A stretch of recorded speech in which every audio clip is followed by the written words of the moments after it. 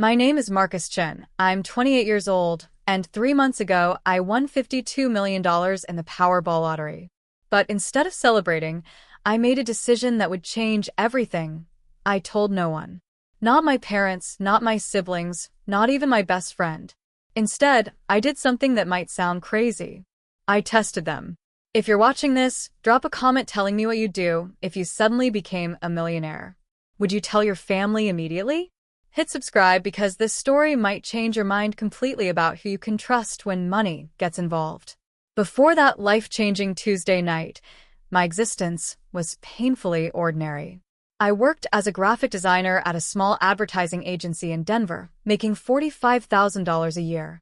My studio apartment was cramped. My 2015 Honda Civic had 180,000 miles and made weird noises when it rained, and I was still paying off $35,000 in student loans. Every month was a careful dance between bills, groceries, and the occasional night out. My one weakness was the lottery. Every Friday, like clockwork, I'd stop at the corner gas station and buy $15 worth of tickets. I'd been doing this for 4 years, and my family never let me forget how stupid they thought it was. "You're throwing money away," my sister Amy would say. "Just give me the $15 instead," my brother Kyle would joke. But something about those tickets gave me hope, a tiny chance that maybe things could be different. Let me tell you about my family because understanding them is crucial to this story. My parents, David and Susan, divorced when I was 16. Dad works for the Postal Service and Mom's a retired nurse. The divorce was messy, and they still can't be in the same room without tension. Dad lives alone in a small apartment, while Mom moved in with her sister after retirement. I have 2 siblings who couldn't be more different. Amy is my older sister, 32, works in marketing, and is married to Tom, a tech executive. They live in this beautiful house in the suburbs, drive matching BMWs, and their biggest worry is which private school to send their future kids to. Then there's Kyle, my younger brother, at 24. He's a musician, which sounds cool until you realize he's a part-time barista who spends every spare dollar on new guitars instead of rent. My extended family rounds out this complicated picture. There's Uncle Richard, my dad's older brother, who owns a successful construction company and never lets anyone forget it. His business has made him wealthy, and he loves showing off his trucks and talking about his latest projects. Then there's Aunt Patricia, my mom's younger sister. She's a single mother raising 3 kids on her own, working double shifts as a waitress just to make ends meet. She's the one who took my mom in after the divorce, despite having barely enough space or money for her own family. Here's where it gets interesting. Over the years, I had become the family's unofficial bank. When Amy needed $3,500 for her wedding venue down payment, she came to me. I emptied my savings account to help her, and she promised to pay me back after the honeymoon. That was 3 years ago. When Kyle needed $1,200 for recording studio time, I put it on my credit card. Instead of a studio, he bought a vintage guitar he'd been wanting. When my parents needed $2,000 for emergency car repairs, I took out a personal loan to help them. The next week, I saw photos on Facebook of them at an expensive steakhouse celebrating Dad's birthday. Even Uncle Richard, with all his construction money, once asked me for $500 for a business emergency. I found out later he'd bought new fishing equipment for a weekend trip. The pattern was always the same. They'd come to me when they needed help, I'd sacrifice to give it, and then they'd forget about paying me back or helping me when I struggled. The only person who never asked for anything was Aunt Patricia. Despite having the least money of anyone in our family, she was always offering to help others. When I couldn't afford Christmas gifts one year, she quietly slipped me $50 and told me not to tell anyone. When I got food poisoning and couldn't work for a week, she brought me homemade soup and groceries without being asked. Every Friday evening, I'd buy my lottery tickets with this weird mix of hope and resignation. Hope that maybe I'd win enough to stop worrying about money. Resignation because after 4 years of losing, it felt more like a routine than a real possibility. I'd check the numbers Saturday morning, feel that familiar disappointment, and throw the tickets away. But Tuesday, November 15th, everything changed. I was eating ramen for the 3rd night in a row, scrolling through social media and watching everyone else live their seemingly perfect lives, when I remembered I hadn't checked my numbers from the weekend drawing.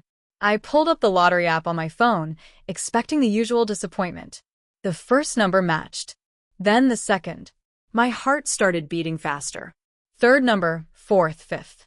By the time I saw the sixth matching number, my hands were shaking so badly, I dropped my phone. I was staring at $52 million, and I was the only winner. Instead of screaming or calling someone, I sat in complete silence, staring at that screen.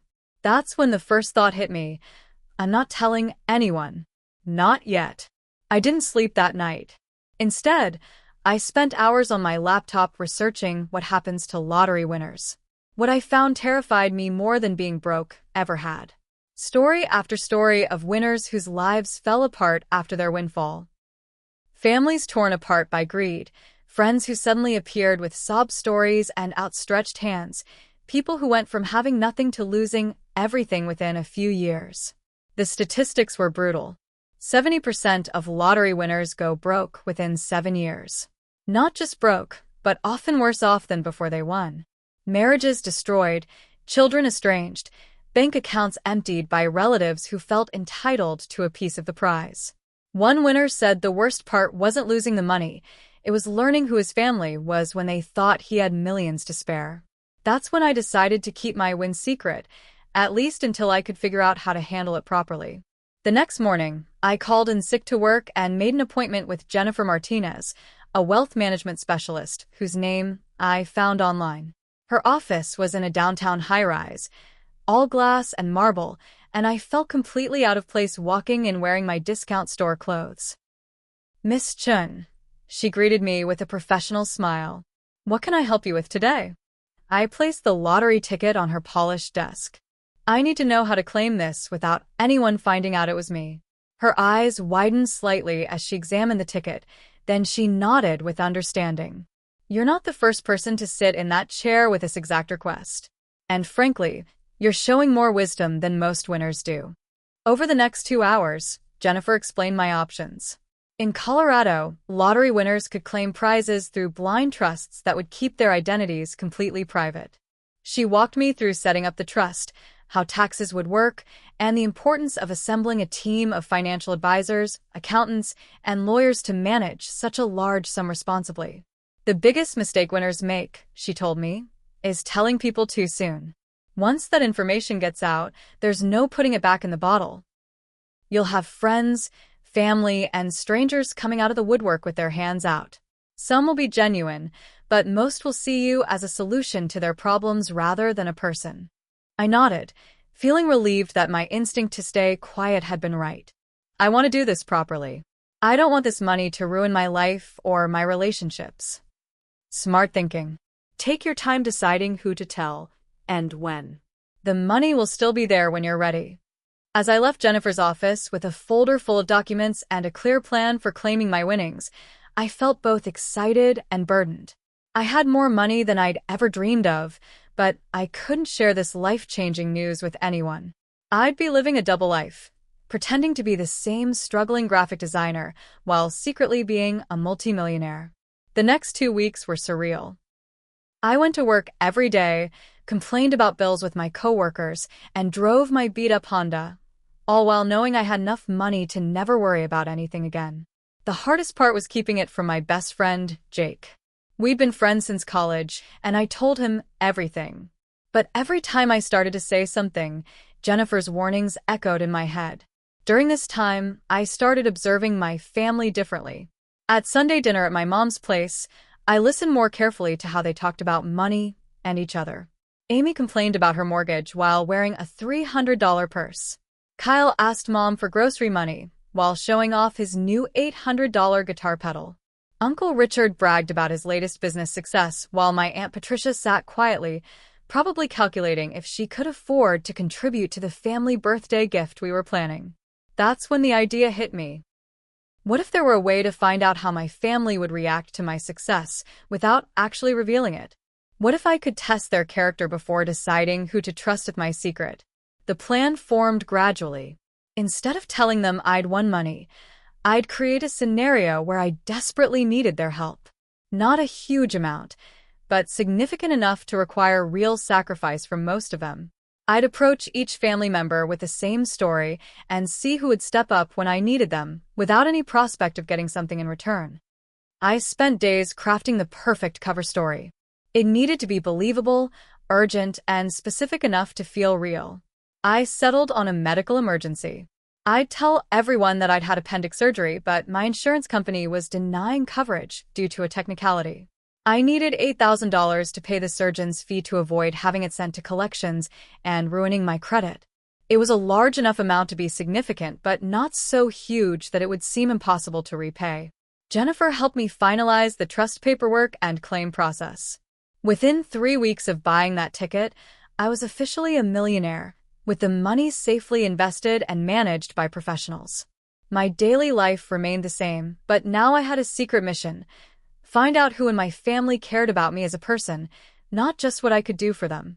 I made a list of everyone I'd approach: Amy and Tom, Kyle, both my parents, Uncle Richard, and Aunt Patricia.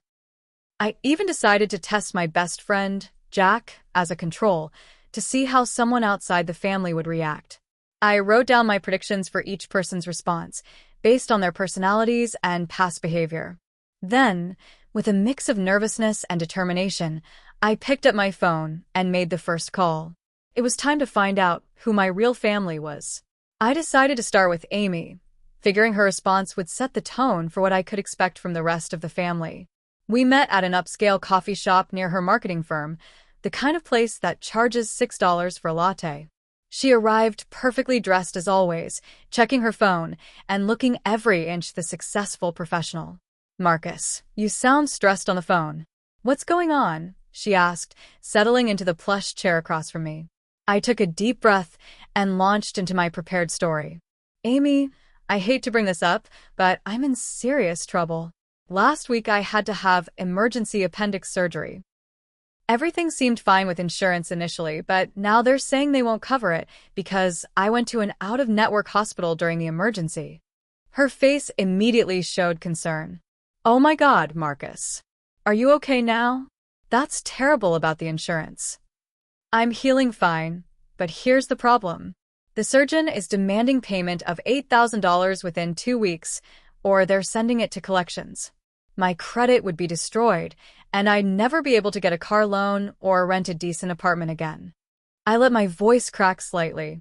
I've never asked family for help like this, but I don't know what else to do. Amy's expression shifted subtly, from concern to something more guarded. She stirred her latte slowly, clearly thinking. "That's such a huge amount, Marcus. Tom and I are stretched right now with the new house payment and everything. We just redid the master bathroom, and you know how expensive those projects get." I nodded, staying quiet to see what she'd offer. "Maybe you can negotiate with them?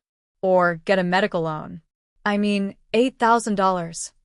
She trailed off. "We might be able to help with a few hundred, but nothing close to what you need. Have you talked to Dad? Or Uncle Richard? He's always talking about how well the business is doing." As I left that coffee shop with a promise of maybe $300 and a list of other people I should ask instead, I felt the first sting of disappointment. This was my sister, who I'd helped with her wedding, who made twice my salary, offering less than what she spent on her monthly beauty treatments. Kyle's response came via text, which somehow made it worse. I'd sent him a detailed message explaining my situation, expecting at least a phone call back. Instead, I got, "Dude, that sucks about the surgery. I'm completely broke right now, though literally have like $50 in my account. Maybe try Uncle Richard? He's loaded. Sorry, I wish I could help." When I called him directly, he answered, sounding distracted, music playing in the background. "Yeah, I got your text. That's rough about the insurance company screwing you over. American healthcare is such a scam, right?" He went on for 5 minutes about the problems with the medical system while completely ignoring my actual request for help. "Kyle, I need this money. Is there any way you could help, even with part of it?" "Marcus, I just spent my last $100 on groceries yesterday. I'm picking up extra shifts at the coffee shop, but that money's already spoken for. Maybe you could do some freelance design work? or start a GoFundMe. The call ended with him promising to ask around and see if any of his musician friends knew about cheap medical financing. He never called back. My father's response was perhaps the most hurtful because it came wrapped in genuine concern. When I called him, he immediately wanted to drive to my apartment to check on me. "Son, why didn't you call me right after the surgery? I would have been there." I explained the insurance situation and my need for $8,000. Dad went quiet for a long moment. "Marcus, that's almost 3 months of my salary after taxes. I've got maybe $1,200 in my savings account, and most of that needs to stay there for emergencies." His voice got smaller. "Have you talked to your mother? She might have more put aside from her retirement. Or, what about Uncle Richard? His business has been doing well." He offered me the $150 he had in his checking account and suggested I call everyone else in the family. Just like Amy, he was passing the responsibility to someone else, even though I could hear the guilt in his voice. Mom's response was typical of her nursing background. She immediately went into medical mode, asking detailed questions about the surgery, the hospital, and whether I'd gotten a second opinion on the bill. "Honey, $8,000 seems excessive for an appendectomy. Are you sure the surgeon isn't taking advantage of your situation?" She paused. "I might be able to help with $1,500, but I'd need to see all the paperwork first. Hospital bills can often be negotiated down, and there are usually payment plans available." Her offer came with conditions, oversight, and a healthy dose of skepticism about whether I was handling things properly. It felt more like she was managing a difficult patient than helping her son in crisis. Uncle Richard's reaction was swift and businesslike. I called his office, and his secretary put me through immediately when I said it was a family emergency. "Marcus, what's this about surgery? Are you all right?" After I explained the situation, there was a pause. $8,000 is a substantial amount. My money's all tied up in equipment and payroll right now. You know how it is in construction, cash flow is everything. Have you looked into medical financing? Some companies specialize in that. He offered to co-sign a loan but wouldn't provide direct help. Here was a man who'd show me pictures of his new $80,000 truck just last month, claiming he couldn't spare $8,000 for his nephew's medical emergency. Then I called Aunt Patricia. I almost didn't include her in the test because I felt guilty asking someone with so little to contribute to such a large amount. But I needed to know how she'd respond compared to everyone else. She answered on the first ring, sounding tired from her evening shift. "Marcus, is everything okay? You never call this late." As I told her about the surgery and the insurance problem, I could hear her sharp intake of breath. When I got to the part about needing $8,000, she was quiet for so long, I thought the call had dropped. "Patricia? Are you there?" "I'm here, honey. I'm just thinking." Another pause. $8,000 is everything I have in my emergency fund, plus some. But family is family, right? My heart sank. I hadn't expected her to offer everything, and now I felt terrible for even asking. "I can transfer $2,000 tonight, and I'll figure out how to get the rest by Friday. Maybe I can pick up some extra shifts, or ask my boss about in advance." Her voice got stronger. "Don't you worry about paying me back right away. You focus on getting better first." I was so shocked I could barely speak. "Patricia, that's too much. I can't let you give me your emergency fund." "Nonsense. What's the point of having an emergency fund if I don't use it when my family has an emergency? I'll be fine. I always figure things out." After hanging up, I sat staring at my phone in disbelief.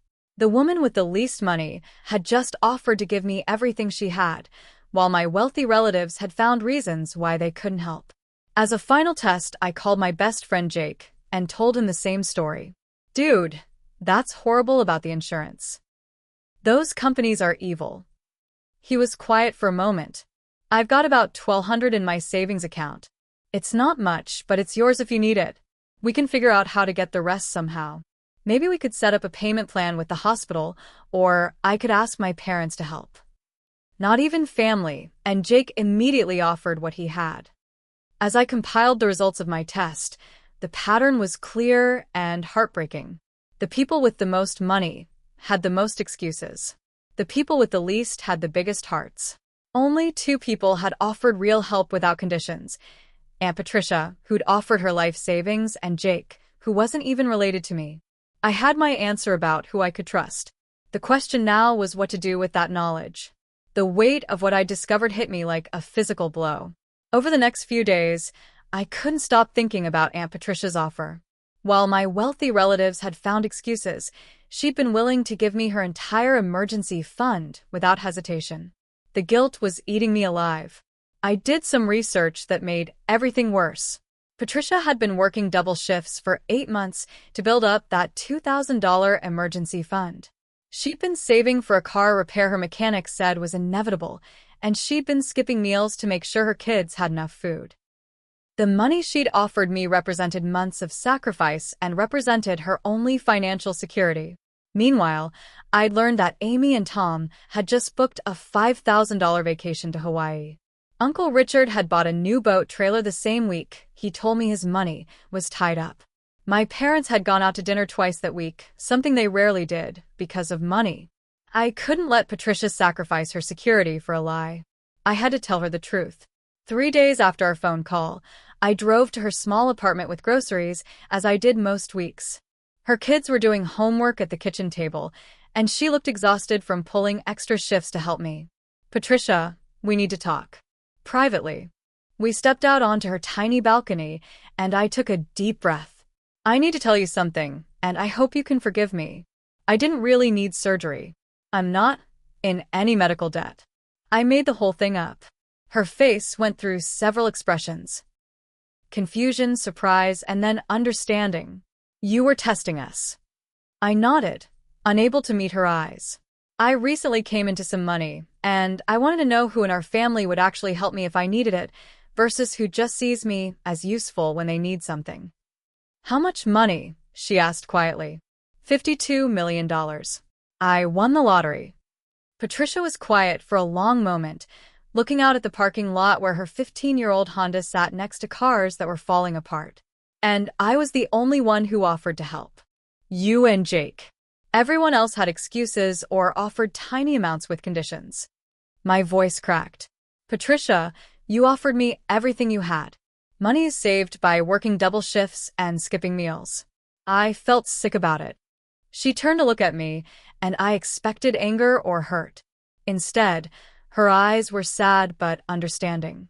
"I'm not surprised about the others, Marcus. People show you who they are when helping becomes inconvenient." "Are you mad at me?" She considered the question. No. "Maybe I should be, but I'm not. I'm just glad you're not actually in trouble." She smiled slightly. "And I'm proud of you for being smart about the money. 52 million could destroy your life if you're not careful." I pulled out an envelope I'd prepared. "I want to give you this. It's $20,000. Not as payback for offering to help with a fake crisis, but because you deserve security. You deserve to not worry about car repairs or whether you can afford groceries." Patricia stared at the envelope without taking it. "Marcus, I didn't help you to get something in return."